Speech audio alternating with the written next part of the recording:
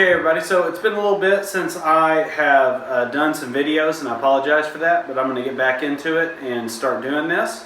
What I want to go over today is something called cyber liability. Okay, so what this is basically for most businesses, you have a general liability, which is damages caused by you or people who come onto your premises and slip and fall or something like that, and helping them recover.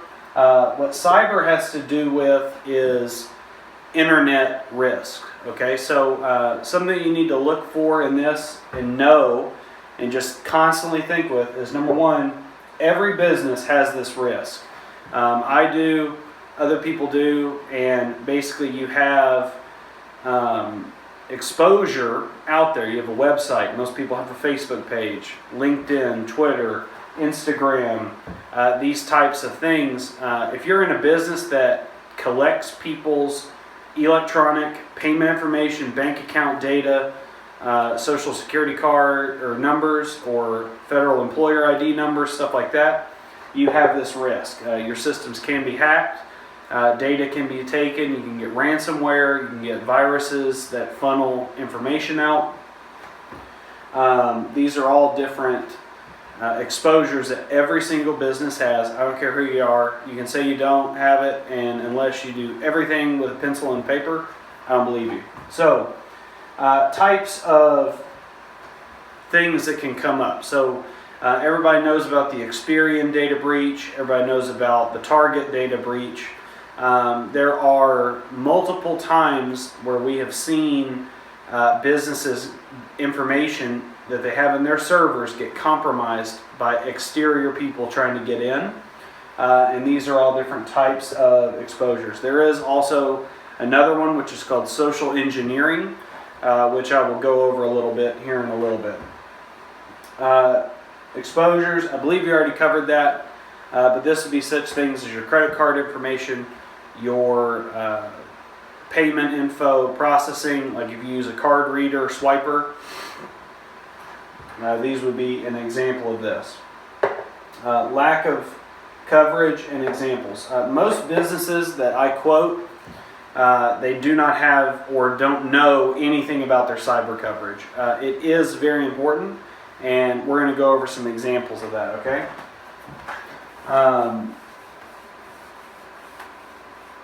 So, what's a good example of this? Let's say you're a business and you are a contractor. Okay? So a person bids a job, they get the job, they do the job, and they go to collect the payment. So let's say they're using a company like Square or PayPal.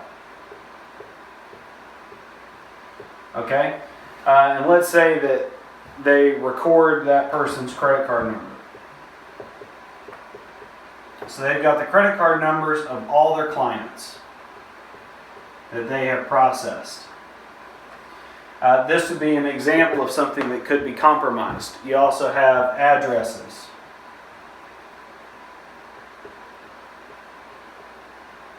Bank accounts.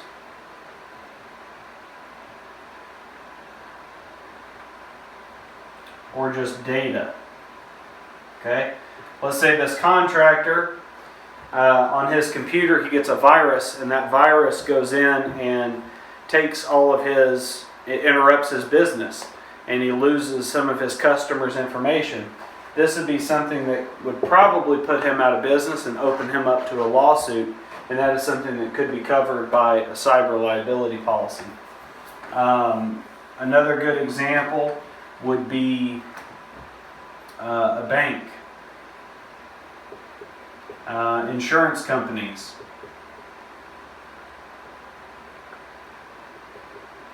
or retail stores. You know, the list goes on, etc., etc. There actually was a very, and I will put this one up here, government entities.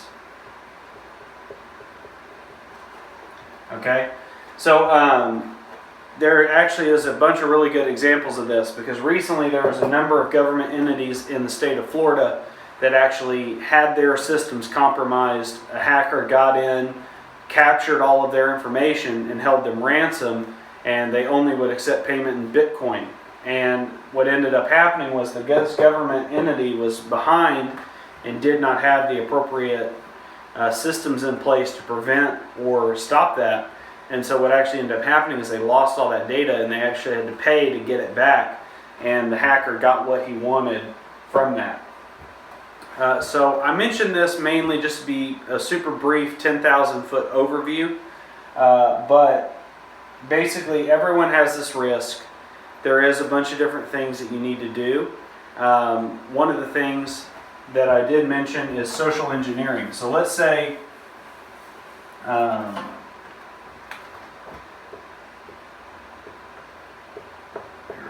go ahead and write this up here, and then I'll draw an example, okay? So we've all seen this. Okay, so a hacker or a phishing scam takes an email and makes it look like AOL or Google. Okay, so they send that in to this person in your business, and let's say they make it look like an invoice, or they do where it looks like an invoice, and it comes in, and this person replies back to that email.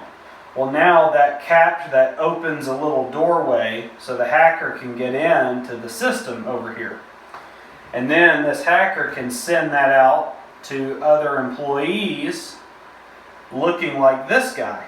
Okay, then they open it, and that gives them access to their computer, and all the files, and so on and so forth can be compromised and funneled out and held ransom. So that's one example of social engineering. You see this a lot in the lookalike emails and stuff like that. Or like on Facebook, how you can get a separate, like you can get a friend request from another person, and it's not that person, it's someone who made a duplicate, and it can have their picture, it can have their basic information, and then you click on it and it's in like Arabic or something. That would be an example of a cyber risk from a hacker. So, and they get in there and they can tunnel their way into your computer and do whatever they want with your data. So this is something that a lot of people don't have adequately covered, and you need to make sure that to review your policy, make sure you have what you need in place so you can protect against this. And also, the biggest thing is train your staff. So if you know how to mitigate it, then you won't be the adverse effect of it. So as you can stop it when this suspicious email comes in, you can train your employees to verify with the person, oh, this is from that person, or verifying invoices, stuff like that. Because they actually can send a ghost invoice, and this is pretend this is your billing department, and they pay that invoice. But that invoice money should have gone to this person, but it didn't. It went over here to the hacker. And so then they leave with their money, and this person's like, hey, you never paid me for blah service. And you're like, oh, we paid that. And then that would be an example of a loss. So be aware, make sure that you train your staff to recognize these things, and stay tuned for more videos on insurance topics and risk management. So once again, this is Walter. I'm going to get back on making my videos, and I look forward to you guys hitting that like button, subscribing to my channel. If you've watched it this far, you deserve a medal. I appreciate it. Have a good day.